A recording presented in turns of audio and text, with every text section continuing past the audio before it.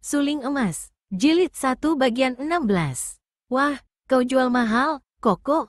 Lucian mengejek dan menggeser duduknya mendekati pemuda itu. Memang demikianlah selalu sikap Lucian, terhadap siapapun juga. Jinak-jinak merpati, tampaknya jinak tapi tak mudah didekati. Hawa begini dingin, kalau ditambah sikapmu, bukankah kita akan menjadi beku? Kui Koko, kalau aku tidak ingat bahwa kau adalah seorang ahli silat yang lihai, kau ini pelajar gagal dan murung mengingatkan aku akan seorang penyair yang sama segalanya dan sama murungnya dengan engkau. Hai Hik. Gadis ini menutup mulutnya dengan tangan, akan tetapi matanya jelas menertawakan Kuiseng. Penyair mana yang kau maksudkan? Biarpun tahu gadis itu hanya menggodanya, namun bicara tentang syair dan menyair selalu menimbulkan kegembiraan bagi Kuiseng. Siapa lagi kalau bukan Tufu? Pernah aku mendengar ayah bicara tentang syair-syairnya, mengerikan. Mengapa mengerikan kalau dia selalu mencurahkan isi hatinya berdasarkan kenyataan dan terdorong oleh rasa kasihan kepada sesamanya? Bukan rasa kasihan kepada sesamanya, Koko, melainkan rasa kasihan kepada diri sendiri. Karena keadaannya miskin terlantar, dia pandai bicara tentang kemiskinan. Coba dia itu kaya raya, atau andai kata tidak kaya harta benda, sedikitnya kaya akan cinta kasih kepada alam seperti penyair yang seorang lagi. Siapa itu yang suka memuji-muji alam, yang suka mabuk-mabukan, gila arak seperti kau pula? Kau maksudkan penyair Lipo? Ya, dia itulah. Kalau seperti Lipo yang memandang dunia dari segi keindahan, tentu dalam kemiskinannya Tufu takkan begitu pahit dan pedas sajak-sajaknya. Wah, aku seperti mengajar itik berenang.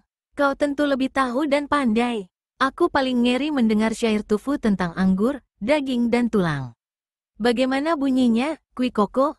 Kuiseng memejamkan mata, menengadahkan mukanya yang tampan ke atas lalu mengucapkan syair ciptaan Tufu dengan suara bersemangat, terpengaruh oleh isi sajak yang memaki-maki keadaan pada waktu itu. Di sebelah dalam pintu gerbang merah, hangat indah serba mewah.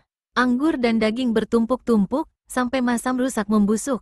Di sebelah luar pintu gerbang merah, dinding kotor serba miskin. Berserakan tulang-tulang rangka mereka, yang mati kedinginan dan kelaparan. Itu bukan sajak namanya. Lucian mencela, kelihatan jijik dan ngeri, tidak enak benar mendengarkan sajak seperti itu. Memang sajak itu keras dan tegas, agak berlebihan, namun mengandung kegagahan yang tiada bandingnya. Moi. Sepasang bibir indah merah terbelah memperlihatkan kilatan gigi seperti mutiara ketika Lucian mendengar sebutan moi, Dinda, itu. Diam-diam ia menertawakan Kuiseng di dalam hatinya. Katakanlah kau menang dalam ilmu silat, boleh kau mengira dirimu gagah perkasa dan tampan, namun alangkah mudahnya kalau aku mau menjatuhkanmu, membuatmu bertekuk lutut di depan kakiku. Demikianlah nona ini berkata dalam hatinya. Apakah dia itu pun pandai ilmu silat seperti kau, Kui Koko? Biarpun aku juga hanya seorang bodoh, akan tetapi sedikit banyak mengerti ilmu silat, sedangkan mendiang Tufu benar-benar seorang sastrawan yang tak tahu bagaimana caranya memegang gagang pedang, tahunya hanya memegang gagang pensil. Kalau begitu dia orang lemah. Bagaimana gagah tiada bandingnya? Moi, kau tidak tahu. Biarpun orang yang memiliki ilmu silat yang tinggi sekali pada waktu itu, tak mungkin ia berani melontarkan kata-kata yang seperti bunyi sajak itu, karena dapat dicap sebagai pemberontak dan dihukum mati. Tapi aku lebih kagum kepada penyair Lipo. Masih teringat aku akan sajaknya yang benar-benar membayangkan kegagahan, kalau tidak salah begini. Alangkah inginku dapat terbang dengan pedang sakti di tangan, menyeberangi samudra untuk membunuh ikan paus pengganggu nelayan. Ketika mengucapkan sajak ini, Lucian bangkit berdiri. Kedua kakinya terpentang, tubuhnya tegak, dada membusung penuh semangat, serta kelihatan gagah dan cantik jelita. Suaranya bersemangat, merdu, dan penuh perasaan sehingga Kuiseng melihat dan mendengar dengan mata terbelalak dan mulut ternganga. Ia berada dalam keadaan seperti itu dan baru tersipu-sipu membuang muka ketika Lucian memandangnya dan bertanya, "Kau kenapa, Koko?" Tidak apa-apa, kau pandai membaca sajak, moi, kata Kuiseng gagap. Akan tetapi terdengar gadis itu terkekeh tertawa, suara tawa yang mengandung banyak arti. Gadis itu masih tersenyum-senyum dan sinar matanya mengerling tajam penuh ejekan ketika mereka bangkit berdiri dan berhadapan. Lucian menggerakkan kakinya perlahan mendekat, sampai dekat benar, sampai terasa benar oleh hidung Kuiseng keharuman yang luar biasa keluar dari tubuh gadis itu. Wajah jelita itu dekat sekali dengan wajahnya, wajah yang berseri dengan mata bersinar-sinar dan bibir terbuka menantang di kulung senyum. Serasa terhenti detak jantung Kui Seng, bobol pertahanannya dan dengan nafsu yang memabukkan pikirannya didekapnya pundak Lucian dalam rangkulan dan ditundukkannya mukanya untuk mencium. Akan tetapi tiba-tiba Lucian menundukkan mukanya sehingga yang tercium oleh Kui Seng hanyalah rambutnya, rambut yang harum menyengat hidung. Tiba-tiba terdengar gadis itu bertanya, suaranya dingin aneh, penuh cemooh. Hai, Kui Seng pendekar muda yang sakti, pertapa belia tahan tapa dan si teguh hati, apakah yang akan kau perbuat ini? Kui Seng gelagapan, seakan mukanya disiram air salju.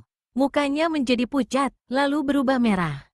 Dilepaskannya dekapan tangannya dan ia membuang muka, lalu menundukkannya. Maaf, maafkan aku. Seperti sudah gila aku tadi. Nona Liu, maafkan aku. Kenapa kau begitu jelita dan keji?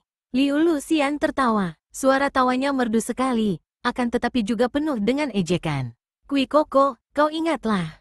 Agaknya kemuraman penyair tufu menularimu. Mari kita lanjutkan. Tiba-tiba Kui Seng mendorong gadis itu, yang segera meloncat bermodal tenaga dorongan Kui Seng. Pemuda itu sendiri juga sudah meloncat ke belakang dengan gerakan cepat. Sambil mengeluarkan bunyi berciutan menyambarlah 5 batang senjata piau, pisau terbang, dan menancap ke dalam batang pohon. Tidak hanya berhenti di situ saja penyerangan gelap ini karena dari 3 penjuru menyambarlah bermacam-macam senjata rahasia menghujani tubuh Kui Seng dan Lucian. Akan tetapi kini 2 orang muda yang berilmu tinggi itu kini sudah siap sedia dan waspada, dengan mudah mereka menyelamatkan diri. Lucian sudah mencabut pedangnya dan dengan putaran pedangnya secara indah dan cepat, semua piau jarum dan senjata rahasia paku beracun dapat ia pukul runtuh. Adapun Kui Seng sendiri hanya dengan menggerak-gerakkan kedua lengannya saja. Ujung lengan bajunya mengeluarkan angin pukulan, cukup membuat semua senjata rahasia menyeleweng dan tidak mengenai dirinya.